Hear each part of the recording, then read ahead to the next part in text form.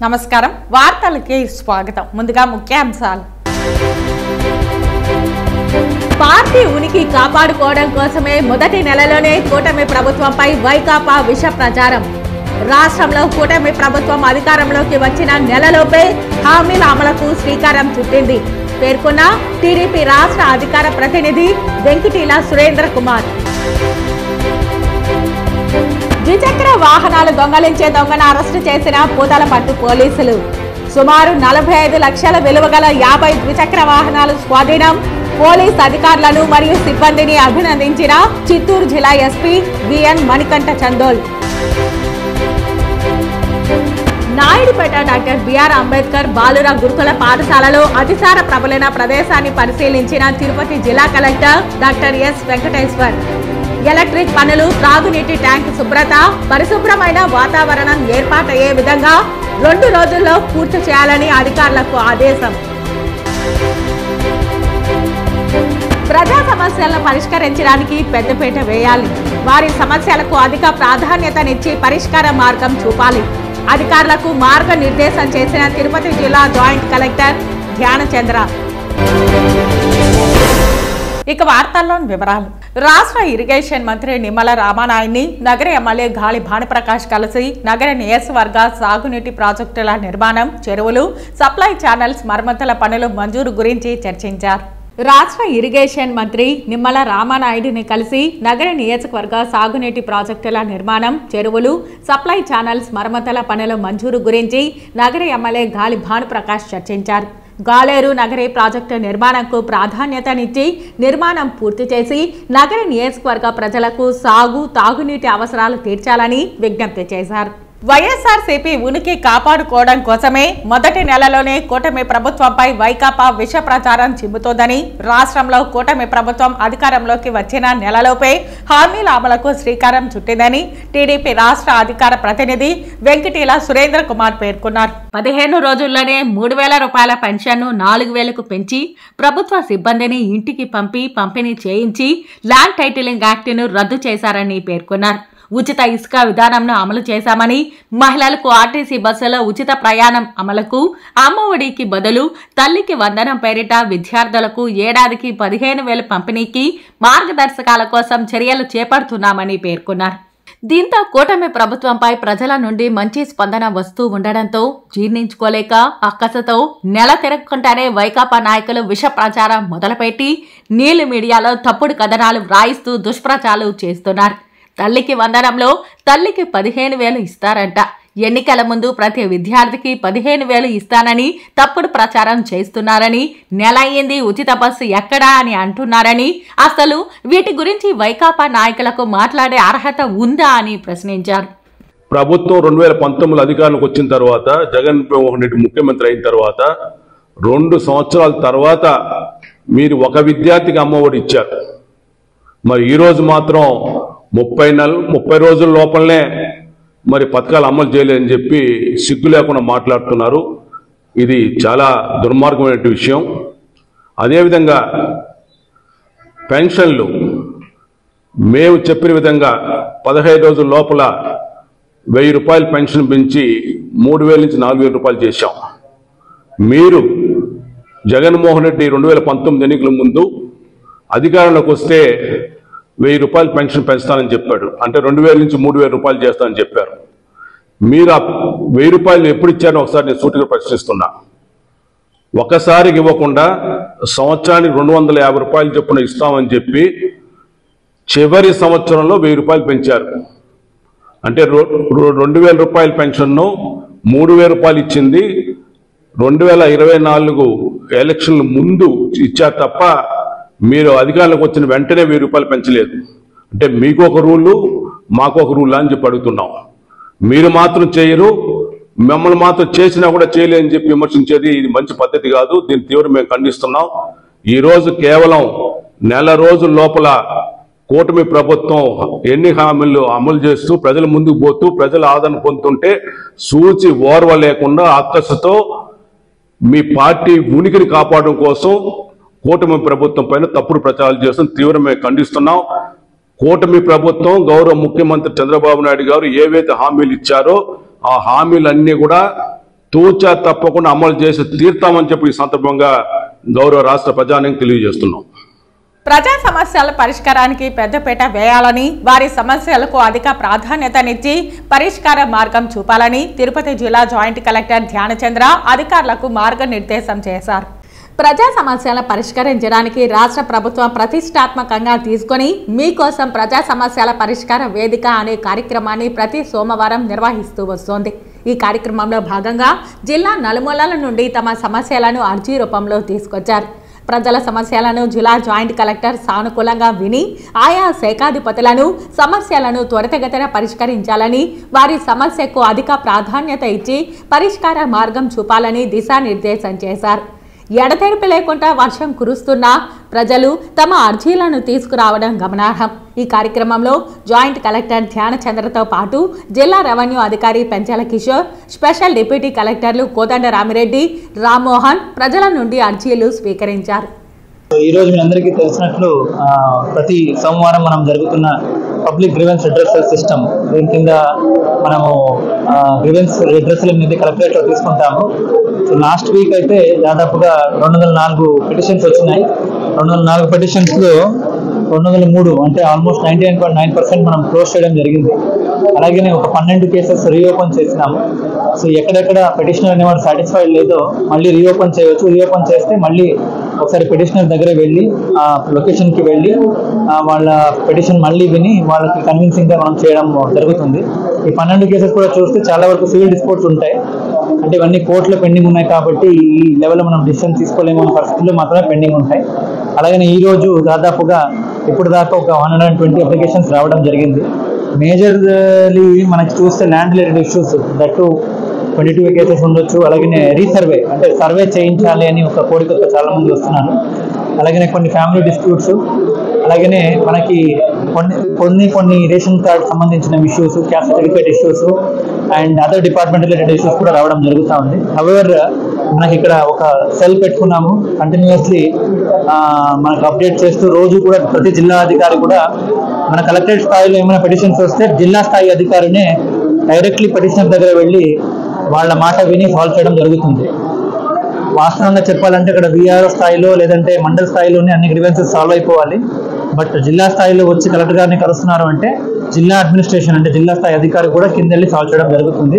ఖచ్చితంగా public satisfaction పెంచడానికి అనేది మనం చాలా చర్యలు తీసుకుంటున్నాము. 1 or 2 cases here and there ఏమైనా వాళ్ళు మళ్ళీ రిపిటేషన్ వస్తే లాస్ట్ టైంకి ఈ టైంకి రిపిటేటివ్ కేసెస్ చూస్తే ఒక 3 మాత్రమే రావడం జరిగింది. మళ్ళీ అది మా లెవెల్లో మాట్లాడి సాల్వ్ చేయడం కూడా జరుగుతుంది. So will take further action. Thank you.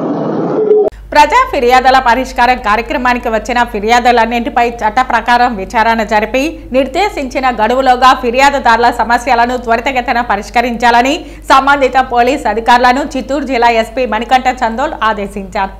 జిల్లా నలుమూలల నుంచి వచ్చిన ప్రజలు నేరుగా ఎస్పీ, అడిషనల్ ఎస్పీ అడ్మిన్ అరీపుల్లా మరియు దిశ డీఎస్పీ సుధాకర్ రెడ్డిని కలిసి తమ సమస్యలను విన్నవించుకున్నారు.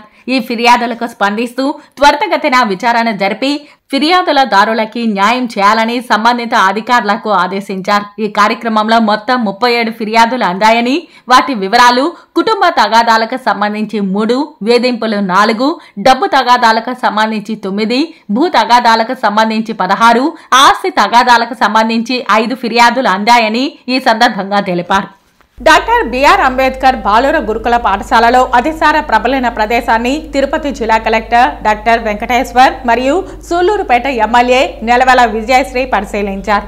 ఈ సందర్భంగా రాష్ట్ర సాంఘిక సంక్షేమ శాఖ మంత్రి డోలా శ్రీ బాల వీరాంజనేయ స్వామి మాట్లాడుతూ గురుకుల పాఠశాలలో శానిటేషన్ మెరుగుదలకు, మరుగుదొడ్లు తదితర రిపేర్లకు చర్యలు చేపడతామని పేర్కొన్నారు.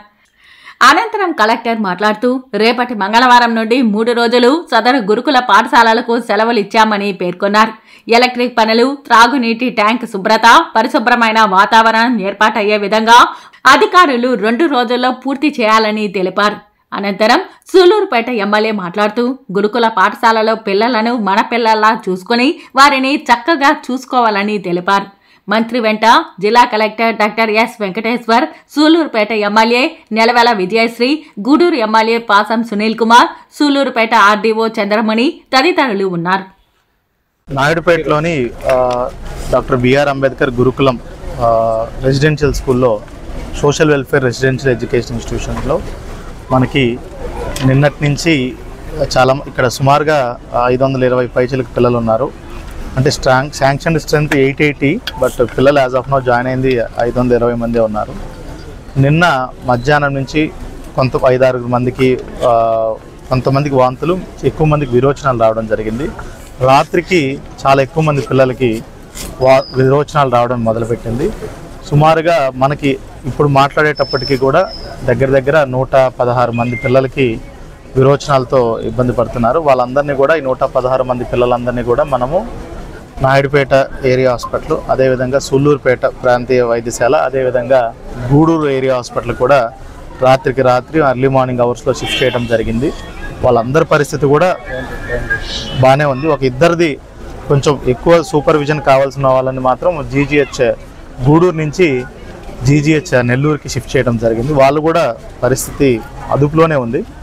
ఇక్కడ కూడా పిల్లలందరికీ కూడా ఇక్కడ ఎవరైతే మిగతా పిల్లలు ఉన్నారో వాళ్ళందరినీ కూడా ఇక్కడ సుమారుగా 7-8 డాక్టర్లను పెట్టాము. 30 మంది MLHPలందరినీ కూడా పెట్టి ప్రతి ఒక్క వాళ్ళకు కూడా ORS ఇవ్వడం జరిగింది. ఎవరికైతే ఎక్కువ ఎపిసోడ్స్ ఉన్నాయో విరోచనాలు, వాళ్ళకి IV ఫ్లూయిడ్స్ కూడా పెట్టడం జరిగింది.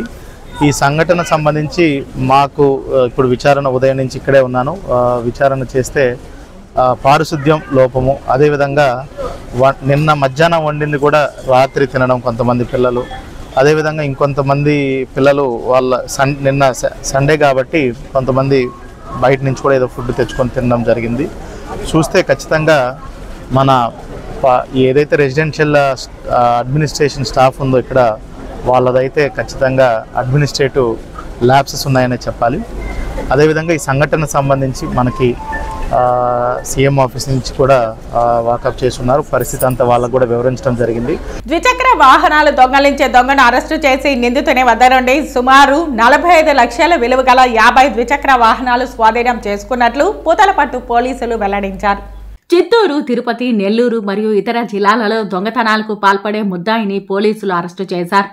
ద్విచక్ర వాహనాల దొంగను చాకచక్యంగా అరెస్టు చేసి 50 ద్విచక్ర వాహనాలను పోలీసులు స్వాధీనం చేసుకున్నారు. చిత్తూరు జిల్లా ఎస్పీ మణికంఠ చందోల్ ఆదేశాల మేరకు Chittoor sub division DSP Rajagopal Reddy ఆధ్వర్యంలో పూతలపట్టు ఇన్స్పెక్టర్ సుదర్శన్ ప్రసాద్ మరియు సిబ్బంది నిన్నటి రోజున సాయంత్రం 6:30 రంగంపేట క్రాస్ వద్ద వాహనాలు తనిఖీ చేస్తుండగా నెల్లూరు జిల్లా ముదివర్తి వారిపల్లి గ్రామానికి చెందిన ముసాల సందీప్ అలియా దొడ్ల సందీప్ అలియా సాయి అనే వ్యక్తి మోటార్ సైకిల్ పై వచ్చి పోలీసులను చూసి పారిపోతుండగా అతనిని చాకచక్యంగా పట్టుకుని అతను నడుపుతున్న పల్సర్ మోటార్ సైకిల్ కు సంబంధించిన పత్రాల గురించి విచారించగా సదరు మోటార్ సైకిల్ పూతలపట్టులో దొంగలించిన మోటార్ సైకిల్ అని నేరం అంగీకరించాడు. అనంతరం పూతలపట్టు పోలీస్ స్టేషన్ కు విచారణ నిమిత్తం తీసుకుని వెళ్లి సదరు వ్యక్తిని విచారించగా అతను మోటార్ సైకిల్ ను దొంగలిస్తుంటానని, అతను దొంగలించిన మోటార్ సైకిల్స్ బాక్రాపేట నందు నివాసం ఉంటూ అతని ఇంటి వద్ద ఉన్నాయని తెలుపగా దాచిపెట్టిన మోటార్ సైకిళ్లను నివాసం వద్దకు వెళ్లి స్వాధీనం చేసుకుని పూతలపట్టు పోలీస్ స్టేషన్ కు తీసుకొచ్చారు.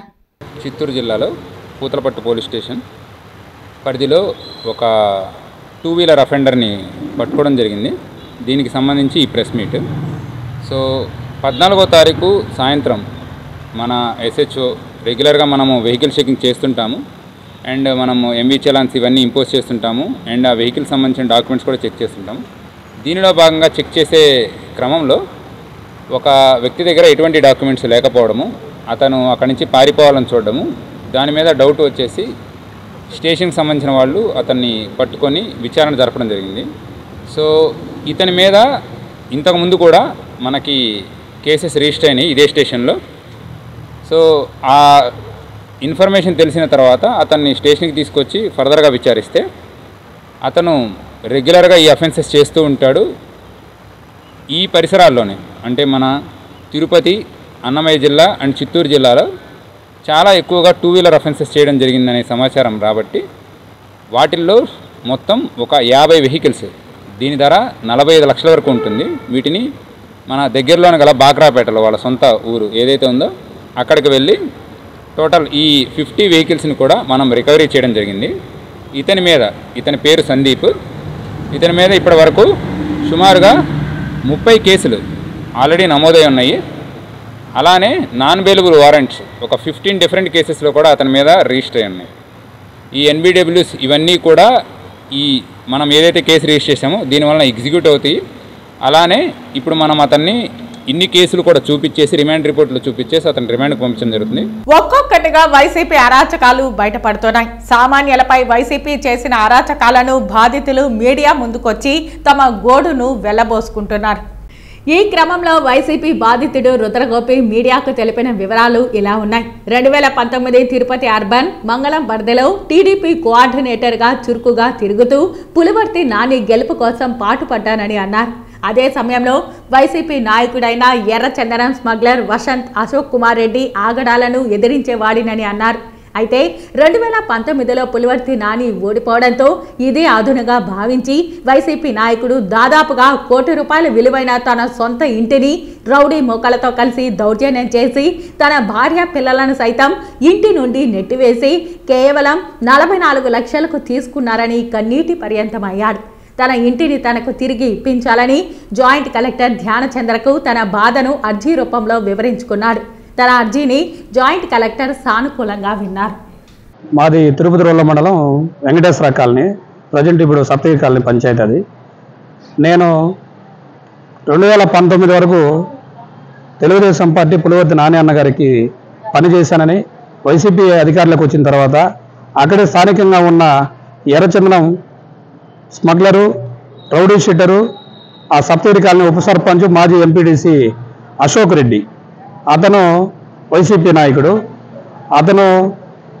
నేను అతని గురించి పదే పదే తెలుగుదేశం పార్టీ తరఫున పోరాటం చేశాననేసి, స్థానికంగా బలంగా ఉన్నాననేసి మా ఇంటిని ఫస్ట్ కాంపౌండ్ వాళ్ళు కూల్చడం జరిగింది. అదేవిధంగా కరెంట్ పోలు జేసీపీతో గుద్దేయడం జరిగింది. అదేవిధంగా వాటర్ లైన్ కట్ చేయడం జరిగింది. మా ఇల్లు ఫారెస్ట్గా ఆనుకొని ఉంటుంది. అతను అధికారులు 2019 అధికారులకు వచ్చిన తర్వాత దాదాపు ఒక 60-70 మందిని అతని అనుచరులను ఎర్రచందనం స్మగ్లర్లను దొడుకొని వచ్చి నా మీద కత్తులతో హత్యా ప్రయత్నం చేయడం జరిగింది. నా బలవంతంగా మా ఇంటికి 1/4 భాగం ఇల్లు పోతుందనేసి ఫారెస్ట్ వాళ్ళ దగ్గర నుంచి మార్కింగ్ చేయించి నా ఇల్లు దాదాపు 44 లక్షల రూపాయలకి నా ఇల్లుని కబ్జా చేసి, నేను 2 ఆడబిడ్డలు కలవాడిని. నన్ను నా బిడ్డల్ని, నా భార్యని కొట్టి తరిమేస్తే నేను రాయచూడి దగ్గర గాలివీడు ప్రాంతంలో నివాసం ఉన్నాయి 5 ఏళ్ళు. ఇప్పుడు తెలుగుదేశం పార్టీ అధికారులకు వచ్చింది కాబట్టి కలెక్టర్ గారికి విత్ ప్రూఫ్లతో సహా అన్ని ఇవ్వడం జరిగింది. చంద్రగిరి నియోజకవర్గంలోని పేద ప్రజల ఆరోగ్య సంరక్షణ ప్రధాన లక్ష్యంగా ఎంచుకున్నట్లు ఎమ్మెల్యే పులివర్తి నాని అన్నారు.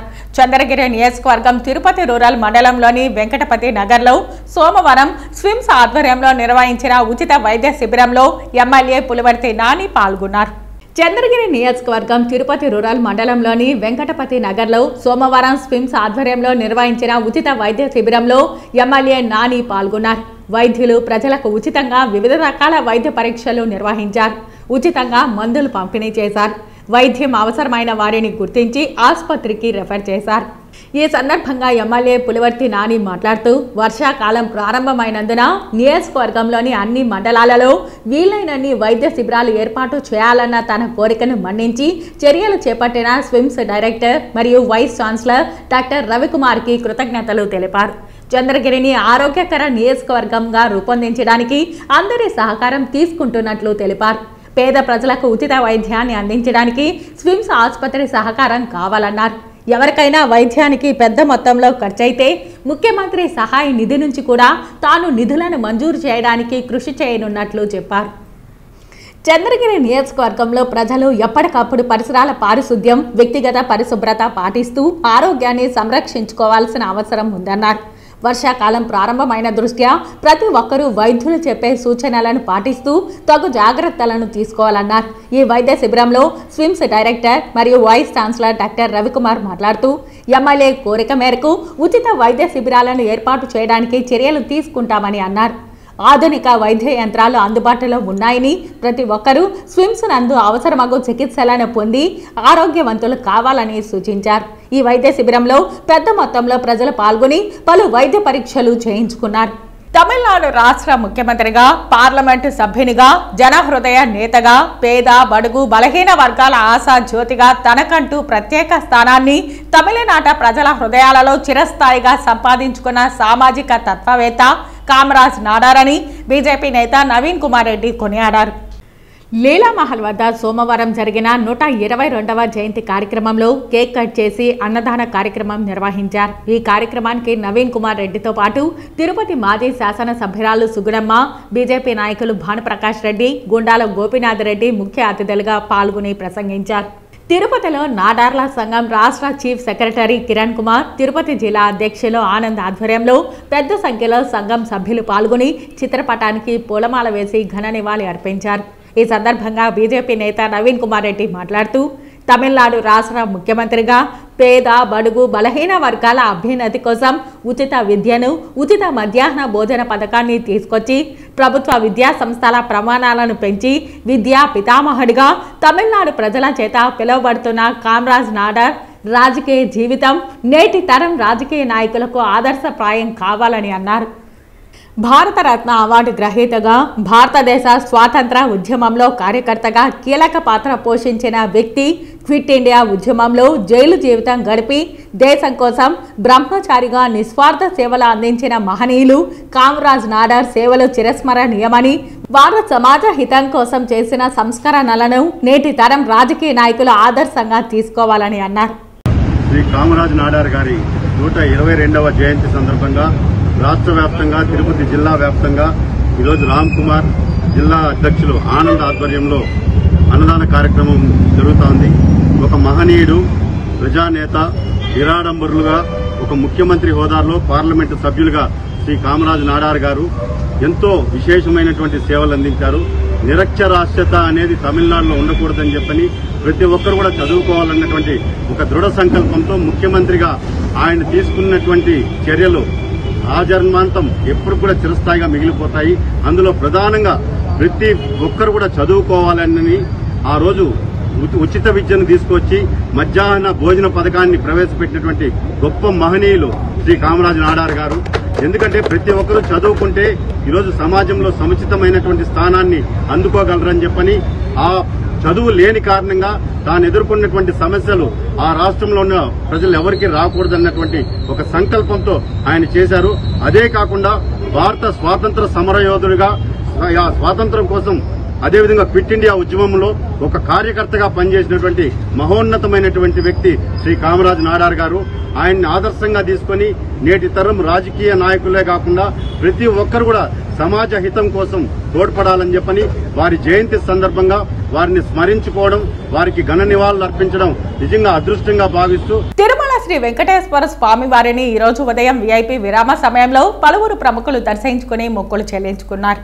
తిరుమల శ్రీ వెంకటేశ్వర స్వామి వారిని ఈ రోజు ఉదయం విఐపి విరామ సమయంలో మాజీ మంత్రి నక్క ఆనందబాబు, తెలంగాణ మాజీ మంత్రి Koppula Eshwar, Tirupati MP Gurumurthy, Eluru MLA Sambasivaram, Bharat Biotech MD Ella Suchitra, ఎల్లా కృష్ణ వేరువేరుగా దర్శించుకున్నారు. వీరికి టీటీడీ అధికారులు దర్శన ఏర్పాట్లు చేశారు. దర్శన అనంతరం రంగనాయకుల మండపంలో వేద పండితులు వేదాశీర్వచనం అందించగా ఆలయ అధికారులు పట్టు వస్త్రాలతో సత్కరించి తీర్థ ప్రసాదాలను అందజేశారు. కుప్పం మండల పరిధిలోని అడవి బుదుగూరు నుండి శివనందపురం వయా యానాదిపురం బస్సు సర్వీసును కుప్పం టీడీపీ ఇన్ఛార్జ్ మణిరత్నం ప్రారంభించారు. ఈ సందర్భంగా వారు మాట్లాడుతూ గత ప్రభుత్వ హయాంలో అనేక బస్సు సర్వీసులను ఆపేశారని తెలిపారు.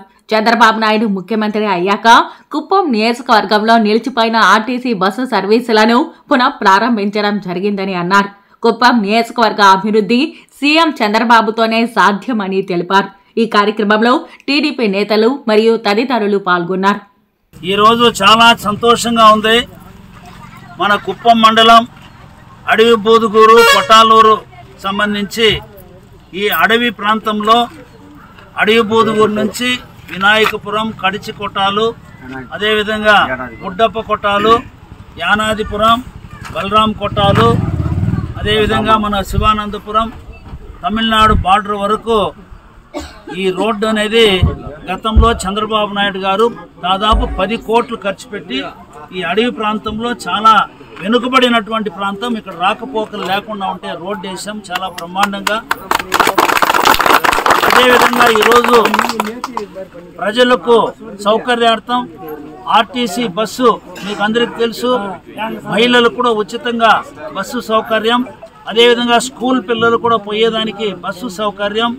చాలామంది ఇక్కడ రైతులు, పేదవాళ్ళు, ముఖ్యంగా ఇక్కడ ఎస్సీ ఎస్టీలు ఎక్కువగా ఉన్నటువంటిది, బీసీలు ఎక్కువగా ఉన్నటువంటి ఈ ప్రాంతంలో చిన్న రైతులందరూ పండించే కూరగాయలు మార్కెట్ తీసుకోవడం కానీ, స్కూలుకు పిల్లలు వెళ్ళేదాని గురించి కానీ, ఇక్కడ అందరూ కూడా గ్రామాలకు తమిళనాడు కూడా పోయే పరిస్థితి ఎక్కువ ఉంది. కాబట్టి బార్డర్ దాకా ఈ బస్సు ఆర్టీసీ బస్సు అనేది గౌరవ ముఖ్యమంత్రి గారు ఈరోజు కుప్పం నియోజకవర్గం సంబంధించి ఆయనకు చాలా బ్రహ్మాండంగా సపోర్ట్ చేసేటువంటిది. గత ఎన్నికల్లో మంచి మెజారిటీ ఇచ్చి ఆయన్ని ఎమ్మెల్యేగా గెలిపించి ముఖ్యమంత్రి మీ అందరి ఆశీస్సులతో చేశారు. కాబట్టి ఆ కృతజ్ఞతా భావంతో ఓపెన్ చేసుకుంటాం. ఇది చాలా రోజుల నుంచి చిరకాల వాంఛ ఈ బస్సు అనేది రావాలని చెప్పి.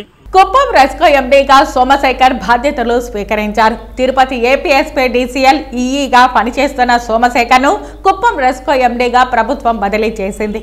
తిరుపతి ఎస్పీ డీసీఎల్ ఈఈగా పనిచేస్తున్న సోమశేఖర్ను కుప్పం రెస్కో ఎండీగా ప్రభుత్వం బదిలీ చేసింది. నూతన ఎండీకి సిబ్బంది ఘన స్వాగతం పలికారు. కుప్పం రెస్కో పరిధిలోని విద్యుత్ వినియోగదారులకు నాణ్యమైన విద్యుత్ అందించేందుకు చర్యలు తీసుకుంటామని అన్నారు. కుప్పం పలమనేరు జాతీయ రహదారి చిత్తూరు జిల్లా శాంతిపురం మండలం 7 మైలు వద్ద లారీ బోల్తా పడడంతో ట్రాఫిక్ కు అంతరాయం ఏర్పడింది.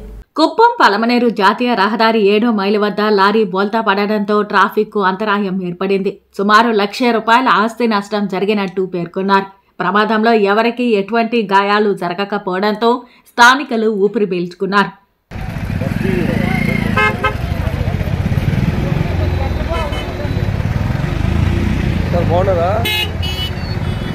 వేకోట మండలం యాలకల్లు గ్రామ పంచాయతీ కేపీ బండ గ్రామంలో విద్యుత్ షాక్తో ఆసిఫ్ అనే వివాహిత మృతి చెందిన సంఘటన చోటు చేసుకుంది.